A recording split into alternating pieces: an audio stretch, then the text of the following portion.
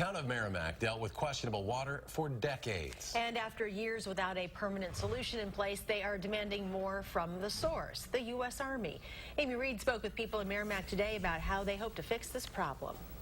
Yeah, there are a few different ways people are coming at the Army to try and get this done. There's the Town of Merrimac, a citizen action group, and of course the Army itself, which says they're doing everything they can. All of them want the same thing, a clean, safe drinking supply for the people of Merrimac. Their ways of getting there, at least right now, is where they differ. These maps show groundwater contaminant plumes. Laura Ola has been studying water contamination in her town for 28 years, which is as long as she said it's been a problem.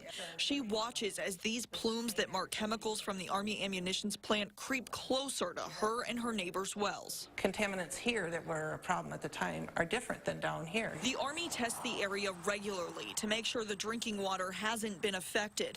But Laura said they aren't testing for everything.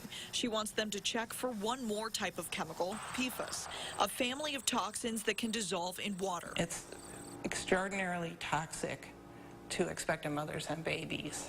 So that's the other reason waiting 9 months is too long. The Army agreed to look for 2 types of those chemicals on the base a few months ago, but Laura said they should test off-site first to make sure people aren't drinking contamination while results come back, something she says has happened. This tragedy has happened before, and we're just not going to stand by and let it happen again. Tim McCumber said he's also seen the Army make mistakes, like promising a municipal water system in 2010, but walking back on it just last year. Honestly, with what we've been doing here for the past year, with the continued testing and we have contamination, we don't have contamination, it's the same discussions we were having 10 years ago. Nothing has changed. The town wrote a resolution to make the Army pay for the municipal water anyway, which they handed to the Army yesterday ahead of a meeting with them tonight. We are doing what we are able to do at this time.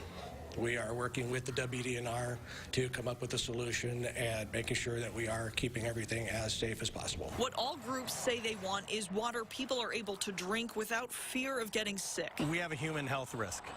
We want the human health risk assessed, and we want it resolved. But right now, that's not something the Army can guarantee. So the groundwater is all safe? No, we cannot make that statement at this time, but we can say it is within applicable standards. You heard the Army started testing for those chemicals, PFAS. The Army said they should start getting results back in the next few weeks. As for building a municipal water system, they said they couldn't comment on that at this time. Amy Reed reporting tonight. Amy, thank you.